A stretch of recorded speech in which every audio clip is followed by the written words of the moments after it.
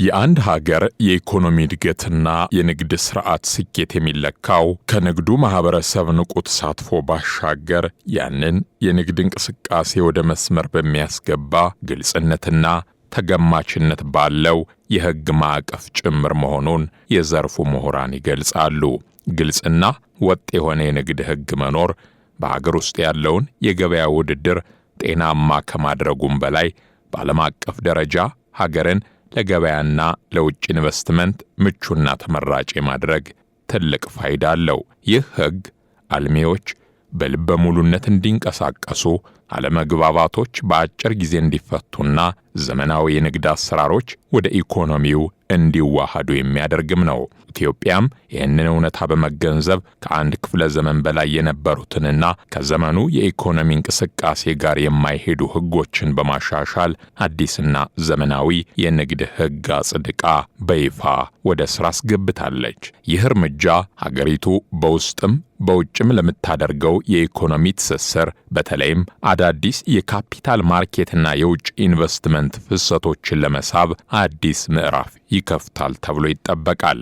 በዛሬው የዳሰሳ ፕሮግራማችንም የንግድ ሕግ ይዟቸው የመጣቸው ዋና ዋና ለውጦች በሀገር ውስጥና በዓለም አቀፍ የንግድ መድረክ ላይ የሚኖረውን ፋይዳ እንዲሁም አሰራር በተመለከተ የምጣኔ ሀብት ባለሙያዎችን አነጋግረናል። የኢትዮጵያ የኢኮኖሚ ባለሙያዎች ማህበር ከፍተኛ ተመራማሪ ዶክተር ሞላ ለማየሁ ለትርታ እንደገለጹት ዘርፉ ለበርካታ አስርት ዓመታት የዳበረ ፖሊሲ ያልነበረው መሆኑ የአገር ውስጥም ሆነ የውጭ ሀገር ባለሀብቶች ካፒታላቸውን በሥራ ላይ ከማዋላቸው በፊት የውል ስምምነቶች፣ የንብረት መብቶችና የንግድ ክርክሮች እንዴት ሊፈቱ እንደሚችሉ ስለማይታወቅ ባለሀብቶች ስጋት ስለሚገባቸው ኢንቨስት ከማድረግ ሲገድብ ቆይቷል። የዚህ ወጥ የሆነ የንግድ ስርዓት አለመኖራችን ነው እና በጣም ብዙ እንትኖች ነበሩት።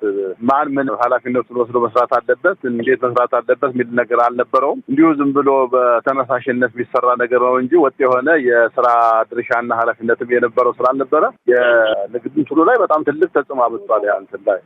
ያ ነገር በጣም ከባድ ነገር ነበረ። አገሪቱ ታከለ ጊዜ መቆየት አልነበረባትም።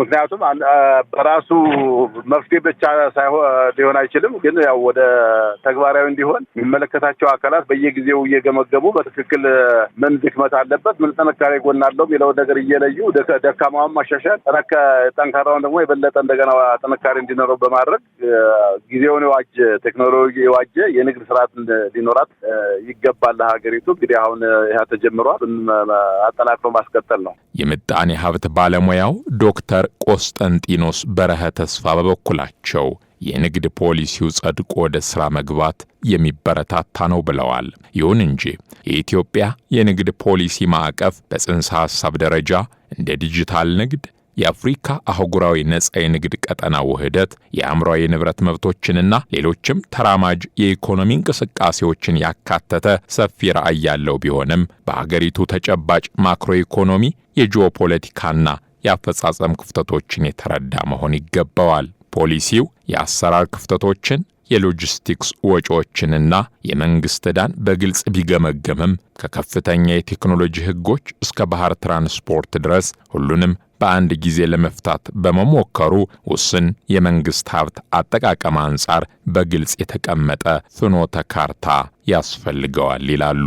ይሄ ዘርዘር ያለ ነገር ይወጣና ከዛ ላይ የፖሊሲ ረቂቅ ሲወጣ አንደኛ ህብረተሰቡ ምንድነው የሚፈልገው፣ የነጋዴው ማህበረሰብ ምንድነው የሚፈልገው፣ የሀገሪቷ ኢኮኖሚ ምንድነው ማስተናገድ የሚችለው የሚለውን ነገር ማካተት ይኖርበታልና ከዛ ላይ ረቂቅ ፖሊሲ ለውይይት በሚቀርብበት ጊዜ አሁን ባለበት ሁኔታ ፍኖተ ካርታ ያስፈልገዋል። ይሄ ፖሊሲ እንዴት አድርገው ነው የሚተገበረው፣ በሚቀጥሉት 5 ዓመታት ምንድነው ማድረግ የምንችለው፣ በሚቀጥሉት 10 ዓመታት ምን ማድረግ እንችላለን። እርግጥ ፖሊሲ ሊቀያየር ይችላል በየጊዜው፣ ግን ዋናው ነገር አሁን ሰፊ ሆኖ የአእምሯዊ ንብረት፣ የአፍሪካ ንግድ ቀጠና ጉዳይ፣ የጾታዎች ጉዳይ፣ የዲጂታል ኢኮኖሚ እነዚህን ሁሉ ማጠቃለል በጣም ትልቅ ነገር ነው። ግን እነዚህን ነገሮች በሚያጠቃልልበት ጊዜ ይሄ አሁን ከዓለም ንግድ ድርጅት ጋር በምናደርገው ውይይት ደግሞ ምንድን ነው ማድረግ የምንችለው በዚህ ፖሊሲ ፍኖተ ካርታ እንደ ስትራቴጂክ ፕላን አብሮ መውጣት አለበት የሚል ግምት ነው ያለኝ እና ሰዎች የሚጠይቁት ግን እንዴት አድርጎ ነው የሚተገበረው ይሄ ነገር የሚል ስለሆነ የፕላን ኦፍ አክሽን ሊኖረው ይገባል ብዬ ነው የማስበው። እንደ ዶክተር ቆስጠንጢኖስ ገለጻ ፖሊሲው ዘመናዊ የኢኮኖሚ ሞዴሎችን ለመጠቀም ቢያቅድም እነዚህ ሞዴሎች የሚጠይቁት ከፍተኛ ጥራት ያለው መረጃና የባለሙያ አቅም ላይ በከፍተኛ ደረጃ መስራት እንደሚገባም አንስተዋል። አሁን እነዚህ እዛ የተጠቀሱት የኢኮኖሚ ሞዴሎች የሚባሉት የኮምፒውተብል ጀነራል ኢኩሊብሪየም ሞዴልስ፣ ዲፍረንስ ግራቪቲ ሞዴልስ ብሎ የተቀመጡት እነዚህ በጣም ከፍተኛ የሆነ ረቂቅ የሆነ የዴታ ፍላጎት ይኖራቸዋል። በተለይም ክትትልና ግምገማ የምንለው የሞኒተሪንግ ኤንድ ኢቫሉዌሽን የምንለው ያንን በከፍተኛ ደረጃ መስራት ካስፈለገ የስታቲስቲክስ የምንሰበስባቸው ዴታ አውዶች ከፍተኛ ነው የሚሆኑት። አሁን ሀገራችን ውስጥ የዲጂታል ኢኮኖሚ የተስፋፋ ነው ያለው። በኮምፒውተር ዴታዎችን ማስቀመጥ በጣም የተስፋፋ ነው ያለው እና ወደፊት እነዚህ ዴታ ሴንተርስ የሚባሉ ሰፋ አድርጎስ በሚቀመጡበት ጊዜ እያንዳንዱ የሚመጣ መረጃ ማስረጃ ከመቅጽበት ሊገባ የሚችልበት እና ሊያዝ የሚችልበት ከዛ ኋላ ደግሞ ሰዎች ለምርምርም ሆነ ለፖሊሲ ስራ ሲፈልጉ አውጥቶ ሊጠቀሙ የሚችሉበት መንገድ መፈጠር ይኖርበታል። ሀሳቡ ጥሩ ነው። ምክንያቱም የዓለም የደረሰበት ደረጃ እንደርሳለን ብዬ ነው የምገምተው። እርግጥ ሁሉም የንግድ ፖሊሲ አንድ ጊዜ ተሰርቶ ጥራት ያለው ስራ ሆኖ ይቀመጣል ማለት አይደለም። ሀገሮች ራሳቸውን ማስተካከል በየጊዜው ይኖርባቸዋል።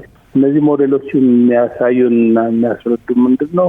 ክትትልና ግምገማ በምናደርግበት ጊዜ የምንጠቀምባቸው የአናሊሲስ የመተንተኛ መሳሪያዎች ስለሆኑ የዴታ ፍላጎቱ አንደኛው፣ የሰው ኃይል ቀመሩ ሁለተኛ ነው።